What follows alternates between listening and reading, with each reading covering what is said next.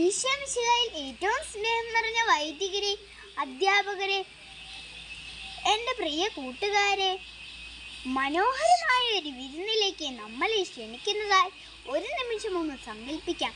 രുചികരമായ ഭക്ഷണങ്ങളും ആഹ്ലാദകരമായ പാട്ടുകളും അവിടെയുണ്ട്. നമ്മുടെ എല്ലാ കൂട്ടുകാരും ബന്ധുക്കളും വന്നിട്ടുണ്ട്. നമ്മൾ ഇഷ്ടപ്പെടുന്ന ആളുകളുമായി ഭക്ഷണം പങ്കിടുമ്പോൾ എന്ത് രസമായിരിക്കുമല്ലേ. അതുപോലെ ഈശോ നമ്മെ ക്ഷണിക്കുന്ന സ്വർഗീയ വിരുന്നാണ് വിശുദ്ധ കുർബാന. നമ്മോടുള്ള സ്നേഹത്തെയും കുരിശിലെ ത്യാഗത്തെയും അനുസ്മരിപ്പിക്കുന്ന ഒരു വിശുദ്ധ ഭക്ഷണമാണ് യേശുക്രിസ്തുവിൻ്റെ ശരീരവും രക്തവുമായ വിശുദ്ധ കുർബാന. എന്തുകൊണ്ടാണ് നാം വിശുദ്ധ കുർബാനയെ ജീവന്റെ കൂദാശ എന്ന് വിളിക്കുന്നത്? ഒന്ന് ചിന്തിച്ചു നോക്കിയാലോ. ഒന്നാമതായി, ഭക്ഷണം നമ്മുടെ ശരീരത്തെ പോഷിപ്പിക്കുന്ന പോലെ വിശുദ്ധ കുർബാന നമ്മുടെ ആത്മാവിനെ പോഷിപ്പിക്കുന്നു. നാം അത് സ്വീകരിക്കുമ്പോൾ ദൈവകൃപയാൽ നിറയുന്നു. സ്നേഹത്തിലും ദയയിലും വിശ്വാസത്തിലും വളരാൻ അത് നമ്മെ സഹായിക്കുന്നു.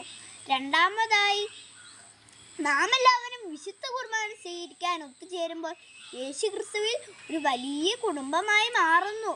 പരസ്പരം സ്നേഹിക്കാനും എല്ലാവരെയും നമ്മുടെ സഹോദരങ്ങളെ പോലെ കാണാനും അത് നമ്മെ സഹായിക്കുന്നു.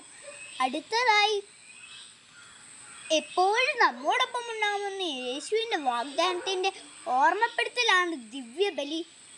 വിശുദ്ധ മത്തായിയുടെ സുവിശേഷം 26-ാം അധ്യായം 26-ാം വാക്യത്തിൽ നാം ഇങ്ങനെ വായിക്കുന്നു: അവർ ഭക്ഷിച്ചുകൊണ്ടിരിക്കുമ്പോൾ യേശു അപ്പമെടുത്ത് ആശീർവദിച്ച് മുറിച്ച് ശിഷ്യന്മാർക്ക് കൊടുത്തുകൊണ്ട് പറഞ്ഞു, വാങ്ങി ഭക്ഷിക്കുവിൻ, ഇതെൻ്റെ ശരീരമാണ്.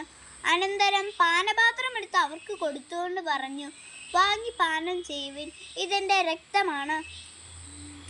യേശുവിനെ കണ്ണുകൊണ്ട് കാണാൻ കഴിഞ്ഞില്ലെങ്കിലും വിശുദ്ധ കുർബാനയിൽ നമ്മോടൊപ്പമുണ്ട്. അതിനാൽ അടുത്തതാണ് വിശുദ്ധ കുർബാനയിൽ പങ്കെടുക്കുമ്പോൾ ജീവന്റെ കൂദാശയിൽ പങ്കെടുക്കുന്നുവെന്ന് നമുക്ക് ഓർമ്മിക്കാം. യേശുവിൻ്റെ സ്നേഹത്താൽ നിറയ്ക്കുവാൻ ഈ വിശുദ്ധ കൂദാശ നമ്മെ സഹായിക്കട്ടെ എന്ന് പ്രാർത്ഥിച്ചുകൊണ്ട് എൻ്റെ കൊച്ചു വാക്കുകൾ ഞാൻ നിർത്തുന്നു. നന്ദി, നമസ്കാരം. ജയ് ക്രൈസ്റ്റ്.